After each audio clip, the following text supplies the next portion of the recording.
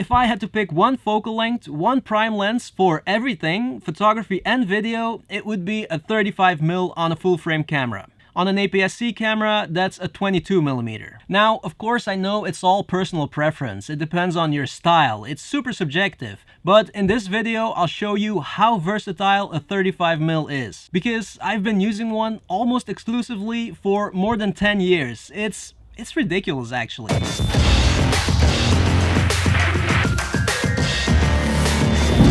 Welcome back to another video, guys, and first of all, thank you so much for all the nice comments on my last video. It seems like you're all inspired and motivated by that video, and you know what? Knowing that inspires and motivates me even more, so think about that. Okay, now back to the 35mm.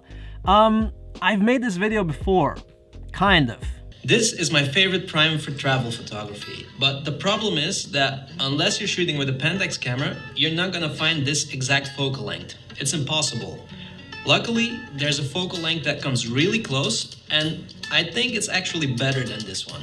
But oh my god, so cringe. Yeah, that's a video from a while ago, and it was also about the 35mm and how I think it's the most versatile prime and how much I love it and all those things, but for photography. But since then, I've been shooting a lot more video too, and serious video. Not like, hey, there's a cat, let's make a funny cat video. No, I'm really getting into it. And a lot of you also know that recently I switched from the Pentax to the Canon R5, and then from the Canon R5 to the Sony a7S III. And every time I switch camera systems, the 35mm is the first lens I buy. Every time. So let me show you what you can do with the 35mm in both photography and video, because I have a long history with a 35mm prime. It all started around the time that I graduated from photography college. I bought a Canon 5D Mark III and a few primes to start my career. I had been using primes all the way through college, and I loved using primes. It was part of my style. And one of those primes was the Sigma 35mm 1.4. That was, and still is, one of the best prime lenses you can get, I think. Especially for photography. And for video,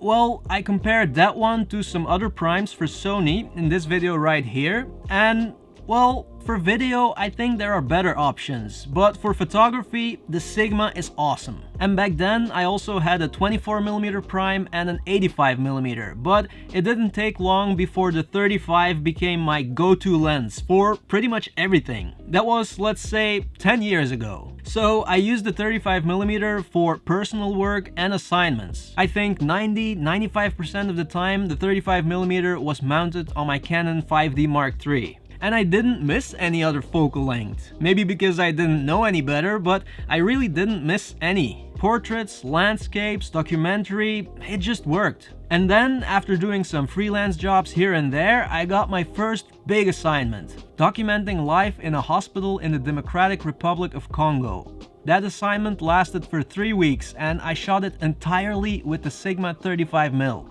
It never came off. Of course, I also had the 24 and 85 with me as a backup, but I never used them for that assignment. And in the years after that, I kept using the 35mm for pretty much everything. For my first big personal project, Behind the Redwood Curtain, I used the 35 but also my 85 for portraits. Because the 35 does portraits pretty well, but if you want to go really close, it does distort faces a little bit. So the 35 is not invincible. But yeah, I was still using it 90% of the time, maybe even closer to 95. And then I went a second time to Africa. Similar assignment, but now in different places. So in a 4x4, every day we went to a different little hospital in the middle of nowhere. And again, the only lens I used was the 35mm.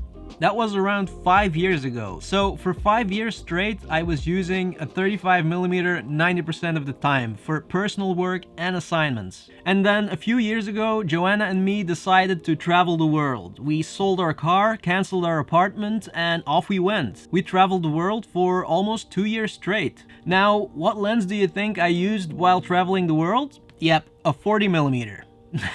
Now, there's a reason for that, because before we left, I switched to the Pentax 645Z, and there was no 35 available, or a 35 equivalent anyway. The focal length closest to a 35 was a 40mm, but still, I used that 40 for 2 years. Traveling through India, Indonesia, Australia, the US, we hiked through jungles and deserts, up volcanoes, Colombia, Ecuador, Peru, all that with a 40mm. Of course, I also had a 35mm, which is the equivalent of a 28 on a medium format camera, and a 75mm, that's more like a 60. But I didn't use those a lot, only occasionally. And then we finished that trip? No, actually, I don't want to say finished, because there's a lot we still want to see in the world, so we finished that part of the trip. We arrived back here in Belgium in, I think it was March of 2020.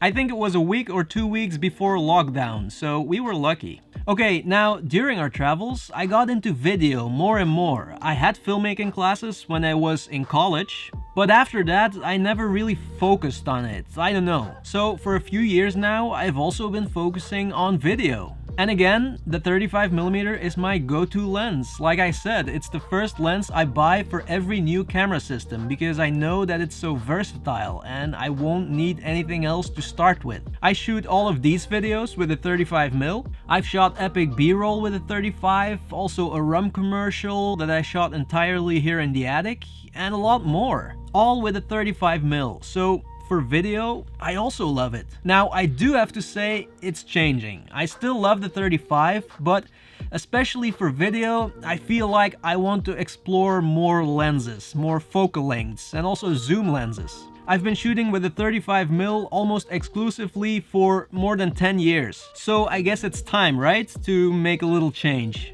Maybe I was a bit too obsessed with a 35mm prime for too long. So I'm not saying that you have to be like me and use a 35mm exclusively, but if you want to buy a first prime lens and you ask me which one, I would say the 35mm because it's so versatile. Now keep in mind that's for full frame. If you have an APS-C sensor, then you have to look at something around 22mm because I'm talking about that field of view. At the moment, the 35 1.8 is the only lens I have for my Sony a7S III. And it has served me well, but don't worry, I'm not addicted to the 35 anymore. I'm looking at some different lenses. I just have to save some money first. Isn't that always the problem that we have? Money? Yeah, right?